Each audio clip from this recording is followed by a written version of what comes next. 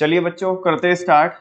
कल हमने किसके बारे में पढ़ा था? हेनरी फेयोल के बारे में देखा था कि कैसे कैसे उन्होंने कहाँ पे काम किया, कहाँ से उन्होंने ग्रेजुएशन की, ठीक है, किस कंपनी को किस लेवल से किस लेवल तक वो लेकर के गए और उनका क्या कंट्रीब्यूशन रहा, और उस कंट्रीब्यूशन की वजह से उन्हें क्या बोला जाता है? Father of general management. क्या बोला जाता है? और उन्होंने 14 प्रिंसिपल्स दिए मैनेजमेंट के, और जिसमें से कि जो पहला प्रिंसिपल है वो है principle of division of work. इसके बारे में हमने कई बार चर्चा की है और कल मैंने इसको समझाया भी था आपको। इसका टेक्स्ट रह गया था, ठीक है ना। टेक्स्ट को पढ़ाने से पहले अगेन एक बार फिर मैं बताता हूं आपको कि principle of division of work के थ्रू फेयोल भाई साहब बोलना चाहते हैं कि पूरी की पूरी एक्टिविटी को, ठीक है ना, ये पूरे के पूरे टास्क को small small compact compact jobs में क्या कर लो, आप डिवाइड कर लो, ठीक है ना। पूरे काम को छोटे छोटे पार्ट में डिवाइड कर लो और डिवाइड करने के बाद उस काम को उस बंदे को असाइन करो, उस बंदे को सौंपो जिसको एक्सपीरियंस हो, जिसको नॉलेज हो, जिसको वो काम करना आता हो। इससे होगा क्या? जब वो इस काम को बार बार परफॉर्म करेगा और वही करेगा क्योंकि ये काम उसी के हिस्से में आया है, तो होगा क्या? एक तो स्पीड आएगी। क्या आएगी? यानी कि काम फ्यूचर में तेजी से होगा, गलती होने के चांसेस कम हो जाएंगे और वो बंदा उस काम में माहिर हो जाएगा, यानी कि उसे स्पेशलाइजेशन हो जाएगा। दैट्स व्हाई इस प्रिंसिपल का दूसरा नाम है principle of specialisation. Are you getting my point? ठीक है, बहुत सिंपल, बहुत आसान है, कई बार चर्चा कर चुके हैं हम इसकी ऑलरेडी। इसका टेक्स्ट देखते हैं सीधा। Principle of division of work, ये देखो, अगर आप इमेज देखोगे तो यहाँ पे 4 ह्यूमन बीइंग आपको दिख रहे होंगे और हमने क्या किया है, यहाँ पे इनको अलग अलग काम सौंपा हुआ है, ठीक है ना। आपको दिख रहा होगा, इस इमेज से थोड़ा पता चल पा रहा होगा। तो चलिए जी बच्चों, इसका टेक्स्ट देखते हैं। अब कह रहे हैं कि division of work refers to dividing the whole work into small jobs. Division of work का मतलब क्या है कि आप क्या कर दो, डिवाइड कर दो, किसको? होल वर्क को, यानी कि पूरे के पूरे काम को डिवाइड कर दो इनटू स्मॉल जॉब्स, छोटी छोटी जॉब्स में। एंड एलोकेटिंग, एलोकेटिंग का मतलब क्या होता है बच्चों? आपको बहुत अच्छे से पता है। एलोकेटिंग का मतलब एलोकेशन, एलोकेशन मतलब डिस्ट्रीब्यूट करना। अरे हमने पढ़ा है ना बच्चों इकोनॉमिक्स के अंदर, गवर्नमेंट बजट के हमने ऑब्जेक्टिव पढ़े और उसमें पहली हेडिंग होती है रीएलोकेशन ऑफ रिसोर्सेज। रीएलोकेशन का मतलब क्या होता है? रीडिस्ट्रीब्यूशन, यानी कि जो चीज ऑलरेडी डिस्ट्रीब्यूट हो रखी है उसे दोबारा से क्या करते हैं? डिस्ट्रीब्यूट करते हैं। लेकिन यहाँ पे किसकी बात कर रहे हैं? एलोकेटिंग, एलोकेशन की बात कर रहे हैं, यानी कि डिवाइड करना। किसकी बात कर रहे हैं? डिवाइड करने की बात कर रहे हैं। हाँ तो बोल दो बच्चों। हाँ जी।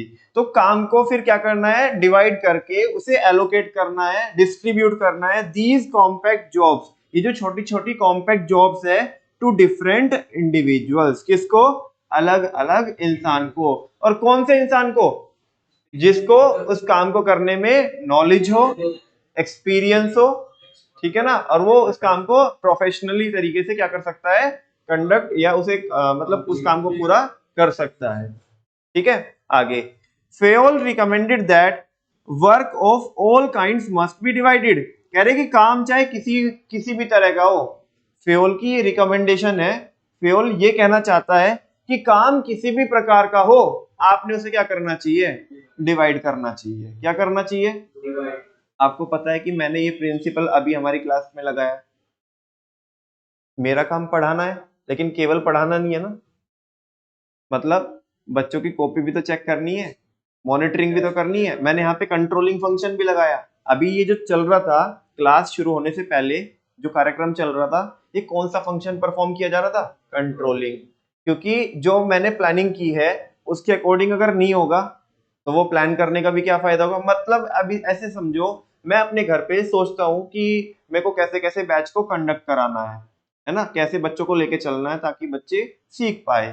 तो ये प्लानिंग करने में लेट्स से मैं डेली 15-20 मिनट लगा देता हूँ कि अब आगे का नेक्स्ट कोर्स ऑफ एक्शन क्या रहने वाला है, अगले 10 दिन की प्लानिंग हमारे क्या रहने वाली है, इस चैप्टर को हम कैसे करने वाले हैं।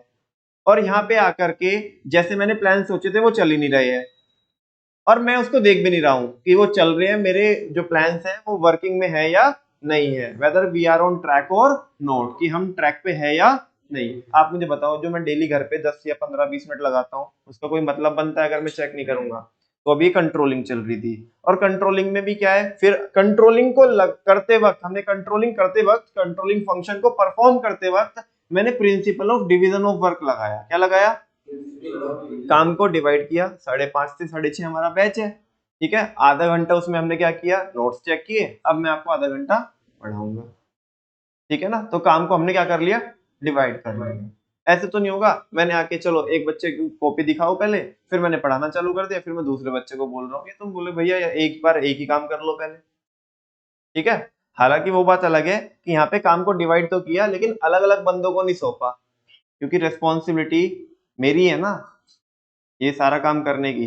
अब कोई ऐसा नहीं कि मैं थर्ड पार्टी कोई बाहर से पकड़ के लेके आऊंगा, इनकी कॉपी चेक करियो, मैं तो केवल पढ़ाऊंगा। समझ में आ रही ना बात? अभी ऐसा क्यों?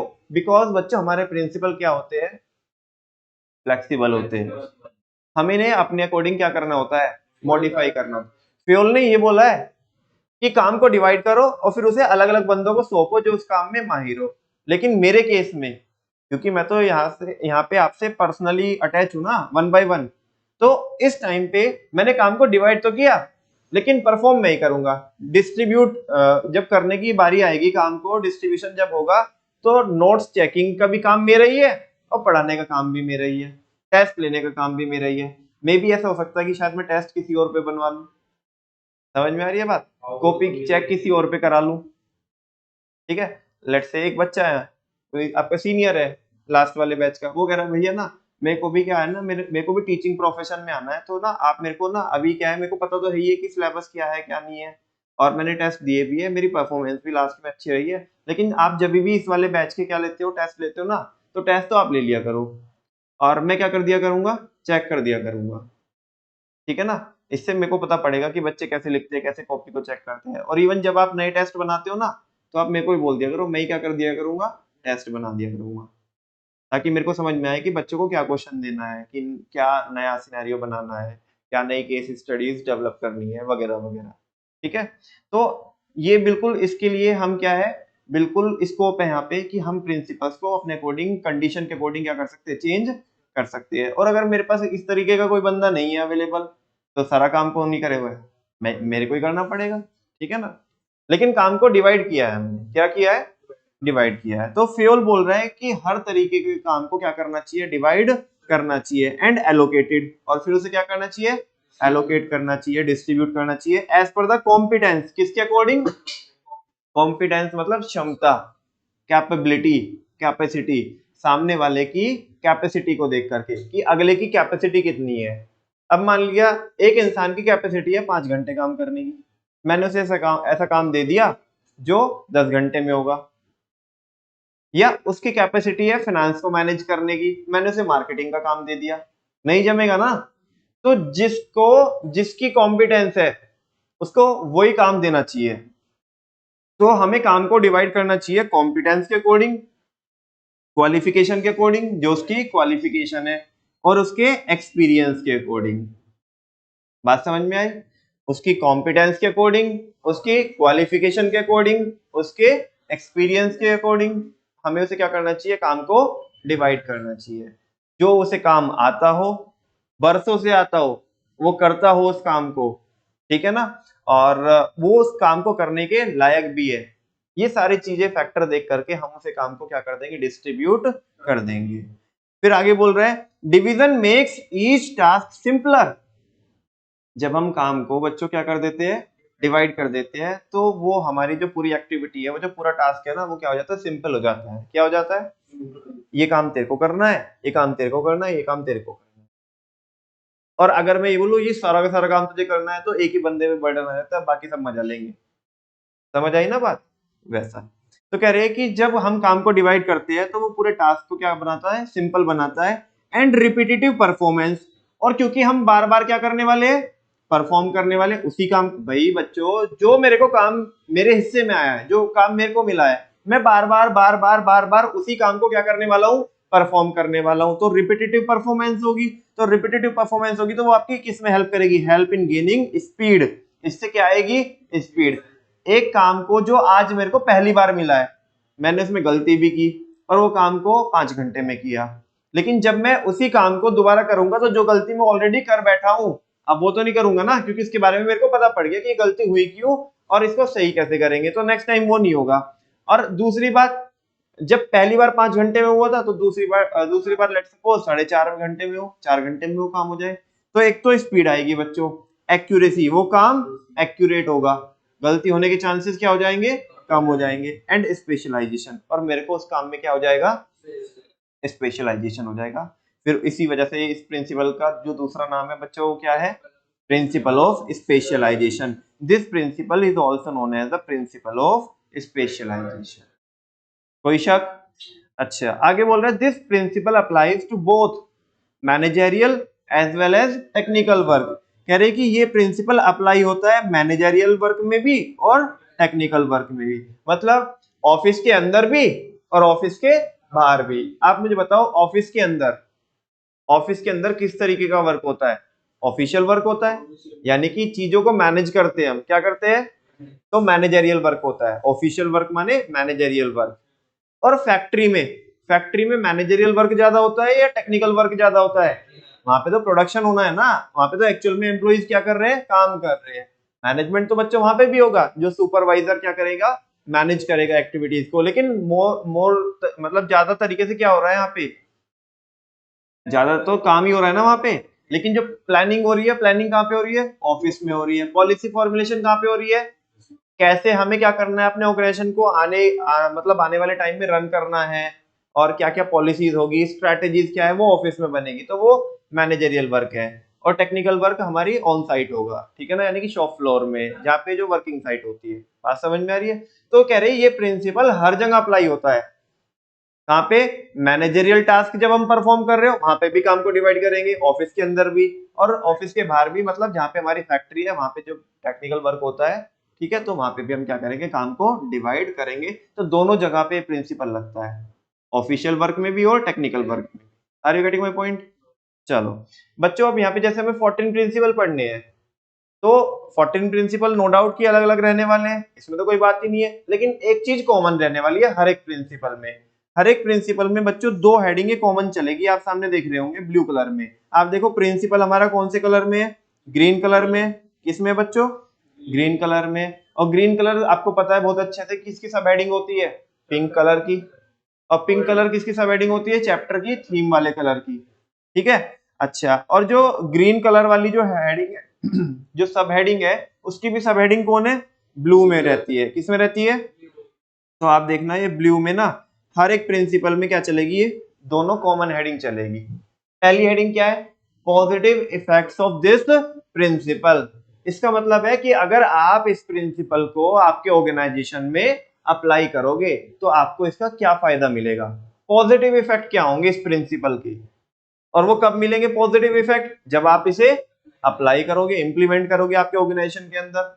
नेक्स्ट है consequences of violation of this principle. Consequences का मतलब होता है कि तुम्हें रिजल्ट क्या मिलेगा, ठीक है ना, इसके रिजल्ट। और बेसिकली जो वर्ड होता है कॉन्सिक्वेंस, कॉन्सिक्वेंस जो है ना ज्यादा नेगेटिव सेंस में यूज किया जाता है। जैसे मैं बोलता हूँ ना कि बच्चों अगर आपने काम पूरा नहीं किया तो पता है आपको इसके क्या कॉन्सिक्वेंस होने वाले हैं, कि काम इकट्ठा हो जाएगा और मैं आपको डांट लगाऊंगा, आप काम करोगे नहीं क्योंकि कर ही नहीं रहे हो, वो इकट्ठा हो जाएगा और अल्टीमेटली सारी परफॉर्मेंस आपकी क्या हो जाएगी, बिगड़ जाएगी। टेस्ट में परफॉर्म नहीं कर पाओगे आप, क्योंकि फिर जब मैं टेस्ट के पहले आपकी कॉपी चेक करूंगा तो आप एक ही दिन में सारा काम पूरा करोगे, वो समझोगे कुछ नहीं, बस वो तो क्या हो गई, फॉर्मेलिटी हो गई। समझ में आ रही है बच्चों बात? कॉन्सिक्वेंसेस का मतलब होता है कि इम्पैक्ट क्या होगा, रिजल्ट क्या होगा, और ज्यादातर कौन से रिजल्ट की बात कर रहे हैं, नेगेटिव रिजल्ट की। तो कॉन्सिक्वेंसेस ऑफ वायलेशन, रिजल्ट क्या होगा, किसका, वायलेशन का। वायलेशन का मतलब अगर आपने इस प्रिंसिपल को अप्लाई नहीं किया तो वायलेट कर दिया, ठीक है ना, मतलब आप इसे अप्लाई नहीं कर रहे हो, इग्नोर कर दिया। वायलेशन का मतलब इग्नोर कर दिया। Consequences of violation of this principle, अगर इस प्रिंसिपल को आपने वायलेट कर दिया, इग्नोर कर दिया, तो आपको क्या कॉन्सिक्वेंसेज देखने मिलेंगे, मतलब क्या नेगेटिव इंपैक्ट आपको देखने मिलेंगे।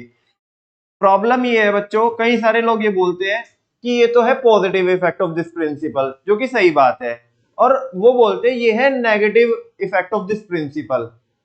इसको बच्चे भी और कई बारी तो टीचर भी क्या बोल देते हैं कि negative effect of this principle.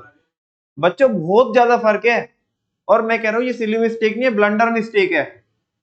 यार प्रिंसिपल का नेगेटिव इंपैक्ट नहीं पड़ रहा है। एक बात बताओ, अगर प्रिंसिपल फेयोल ने दिए, ठीक है, और हम उन्हें क्या कर रहे हैं, अप्लाई कर रहे हैं, और अप्लाई करने के बाद भी हमें उसके नेगेटिव इफेक्ट देखने मिल रहे हैं, तो फिर प्रिंसिपल किस काम का है? जो लोग ये बोलते हैं कि negative effect of this principle, उनके लिए बता रहा हूं मैं आपको बच्चों। इसका मतलब ये नहीं negative effect of this principle, कि नेगेटिव इफेक्ट का मतलब ये हो जाएगा कि अगर तुमने अप्लाई किया तो उसके नेगेटिव इफेक्ट ये देखने मिलेंगे आपको। अरे बच्चों, प्रिंसिपल के नेगेटिव इफेक्ट नहीं होंगे। वो नेगेटिव इफेक्ट किसके है कि अगर आपने अप्लाई नहीं किया, ये प्रिंसिपल की बात नहीं मानी, ये सिद्धांत की बात नहीं मानी आपने, तो आपको ये नुकसान होने वाला है अगर अप्लाई नहीं किया तो इसको ऐसे ही बोलना, consequences of violation of this principle, कि अगर आपने इंप्लीमेंट नहीं किया इसे आपके ऑर्गेनाइजेशन के अंदर तो क्या नुकसान होने वाले हैं। और जबकि कुछ जो लोग जो ये बोलते हैं कि negative effect of this principle, वो बिल्कुल गलत बोलते हैं। यार प्रिंसिपल हमने अप्लाई किया, तो अप्लाई क्यों किया? In the hope of gaining effectiveness and efficiency और ऑप्टिमम यूटिलाइजेशन ऑफ रिसोर्सेज, और अगर वो करने के बाद भी तुम्हें नेगेटिव इंपैक्ट मिल रहा है तो काहे का प्रिंसिपल? फिर काहे का प्रिंसिपल? समझ में आ रही ना बात? अरे बच्चों, मैनेजमेंट हम सक्सेस के लिए कर रहे हैं, फेलियर के लिए कर रहे हैं, तो प्रिंसिपल को लगा के सक्सेस मिलनी चाहिए ना। और अगर कोई बंदा ये बोलता है कि नेगेटिव इफेक्ट होते हैं इस प्रिंसिपल के, तो फिर क्या होगा? फिर प्रिंसिपल काहे का? क्योंकि हमने तो सक्सेस के लिए लगाए थे ना ये प्रिंसिपल, ना कि फेलियर के लिए। समझ आई ना बात? ये हर एक प्रिंसिपल में कॉमन हेडिंग चलेगी दोनों में।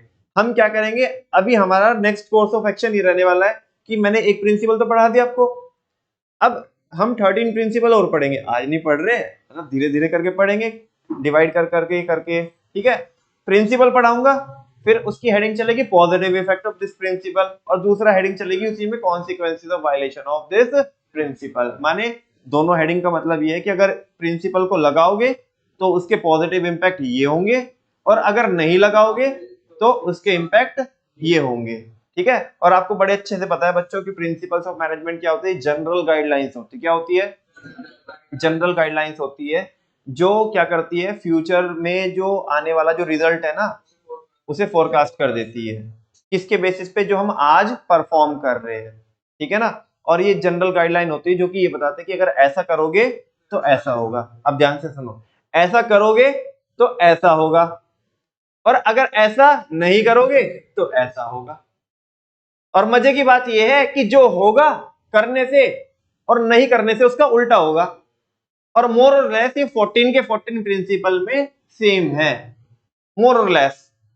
आपको मैं जब पढ़ाऊंगा मैं आपको, आप 2-3 उसमें देखोगे प्रिंसिपल में, तो आपको लगेगा चीजें अब क्या हो रही है, रिपीट हो रही है। क्योंकि ये हमेशा किसकी बात करेगा? ध्यान से सुनो, प्रिंसिपल लग रहा होगा तो इफेक्टिवनेस आएगी, एफिशिएंसी आएगी, कोऑर्डिनेशन डेवलप होगा, कोऑपरेशन डेवलप होगा, ठीक है ना, ऑप्टिमम यूटिलाइजेशन ऑफ रिसोर्सेज होगा, डिसिप्लिन मेंटेन होगा। और अगर नहीं लगाओगे प्रिंसिपल तो ये सारी चीजें नहीं होगी। ये तो कॉमन पॉइंट है। बाकी कुछ पॉइंट ऐसे ये जो अभी बताए, ये समझो ये तो ब्रह्मास्त्र है, ये आप कहीं पे भी लगाओ, कोई से प्रिंसिपल में लगाओ, पॉजिटिव में लिखना है आपको। लेकिन मैं आपसे गुजारिश ये करूंगा कि शुरुआत में ये पॉइंट्स मत लिखे, क्योंकि ये तो कॉमन है, सबको ही पता है। कुछ जो पॉइंट्स है ना, कुछ जो टर्म्स है, वो प्रिंसिपल स्पेसिफिक है, मतलब जो इस प्रिंसिपल को अप्लाई करने से ये फायदा मिलेगा। जैसे स्पेशलाइजेशन वाला है, स्पेशलाइजेशन है, एक्यूरेसी है, स्पीड है, वो इसी प्रिंसिपल में आती है। तो पहले इस तरह के पॉइंट्स लिखे जो ऑल टुगेदर डिफरेंट है। बाकी यार कॉमन पॉइंट तो हर एक बच्चे लिख के आएंगे ना, वो तो कॉमन है। कोऑर्डिनेशन है, इसको तो कहीं पे भी घुसा दो, वहीं पे चलेगा ये। समझ आ रही है ना बच्चों बात आपको? तो ये पॉइंट्स पहले मत लिखना। समझने के लिए मैंने आपको बता दिया कि कुछ पॉइंट कॉमन है, लेकिन कुछ पॉइंट्स अलग है। सबसे पहले वो लिखना एग्जाम में अगर आते हैं तो, और उसके बाद फिर जो कॉमन पॉइंट्स है, जब आपको लग रहा हो कि अब तो लिखने के लिए मेरे पास कुछ आ ही नहीं रहा है, तो बोलो भारत माता की जय, है ना। It helps in maintaining coordination. और कॉन्सिक्वेंसेज में coordination, there will be lack of coordination. ये तो ब्रह्मास्त्र है, बात की बात है, ठीक है ना। जब मेघनाथ के बस में लक्ष्मण जी आएंगे नहीं, तो शक्ति तो बाद में चलाएगा वो, पहले तो ऐसे ही छोड़ता रहेगा छोटे मोटे ठीक है ना, समझ में आ रही है बात। तो यहाँ पे तुम्हें क्या करना है, स्पेसिफिक वाले पॉइंट्स पहले लिखने हैं और फिर जो कॉमन है वो बाद में, ठीक है ना, जो हर जगह फिट हो जाएंगे।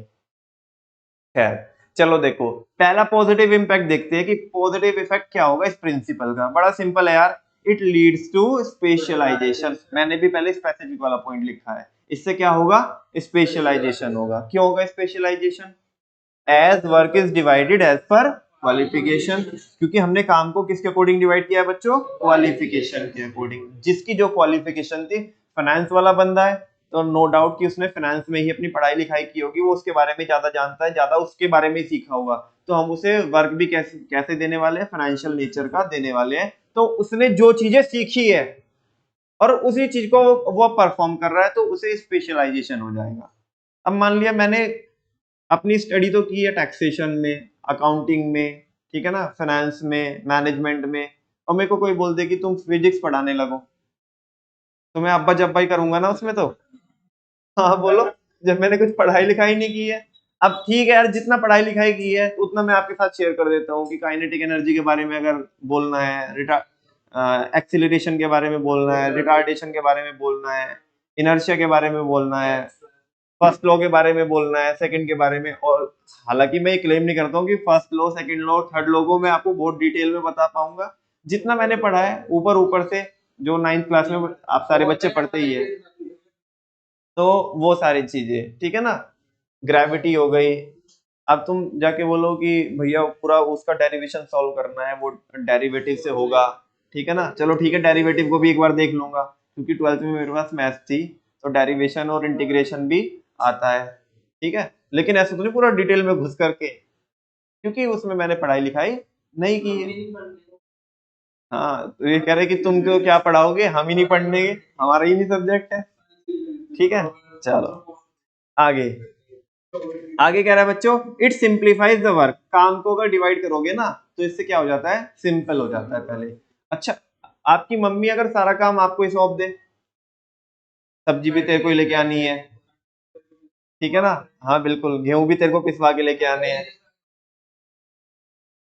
हो जाता है कभी कभी, गेहूं भी तेरे को ही पिसवा के लेके आने हैं, ठीक है ना। और वो फिर वो अभी क्या है ना कि छुट्टियां थी ना, तो बुआ आई हुई थी, बुआ के बच्चों को कुछ कुछ भी दिलवा के लेके आना डेली बेसिस पे, सुबह में भी शाम में भी, ठीक है, बिल्कुल सारी चीजें। और फिर तुम बोलोगे कि भाई क्या करेगा, वो कुछ भी नहीं करेगा, वो दुकान पे बैठेगा, ठीक है ना। तो तुम्हें ना चीजें मतलब अपने ऊपर एकदम से बर्डन आ जाता है, क्या आ जाता है, लेकिन अगर, हाँ आप ओवरबर्डन हो जाते हो। और अगर आपके जो आपके घर में जो मीटिंग होती है शाम के टाइम, उसमें डिवाइड हो जाए कि कल की जो एक्टिविटीज है, ये करेगा, ये करेगा, और आकाश ये करने वाला है, और कार्तिक ये करने वाला है, और बाकी जो दूसरी बहनें हैं तो उनके हिस्से में भी ये काम आया है, ठीक है ना, तो सुकून मिलता है ना। चल ठीक है यार, मेरे को तो इतना ही तो करना है। हाँ बोलो, तो वही बोल रहा है, इट सिंप्लीफाइज द वर्क। इससे क्या हो जाता है, काम सिंप्लीफाई हो जाता है, और इससे एफिशिएंसी बढ़ती है, क्या भी बढ़ती है। और कार्तिक वही काम लेगा जो इसे पिछली बार मिला था, क्योंकि इसे पता है ना।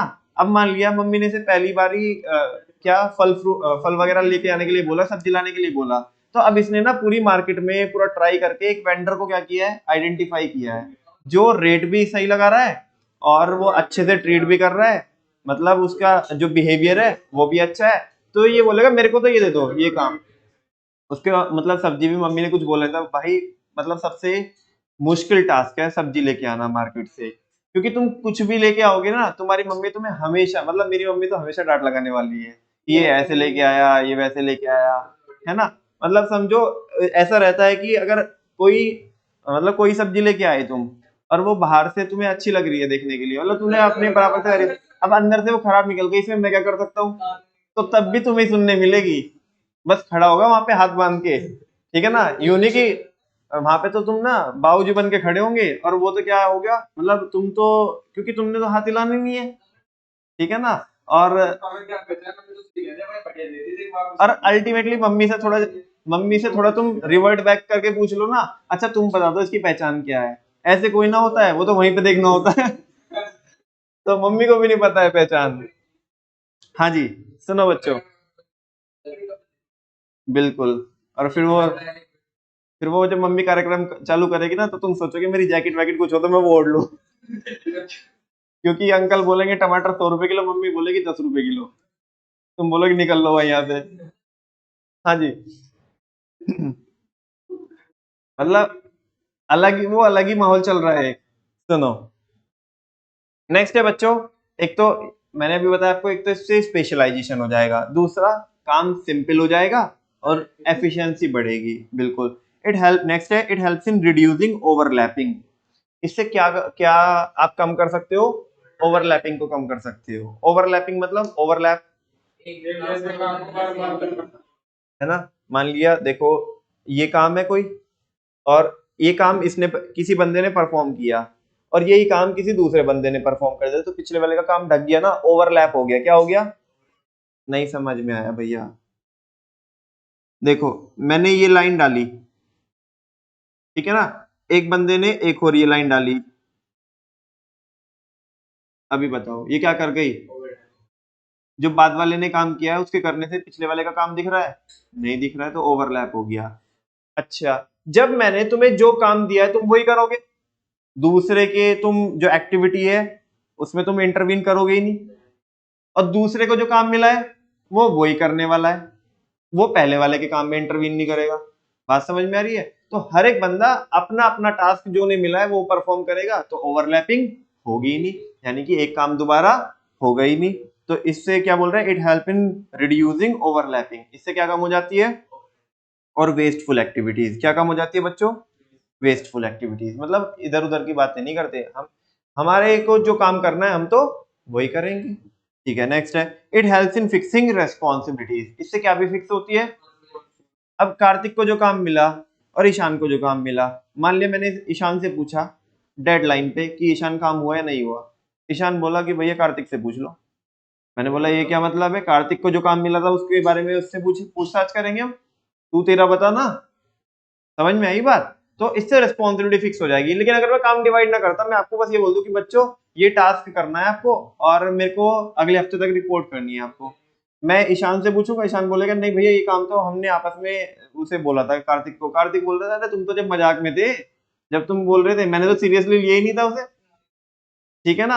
अब वो अल्टीमेटली तुम एक दूसरे को कहते रहना, मैं बाद में आके कहूंगा भाई तुम रहने दो मैं ही कर लूंगा इसे।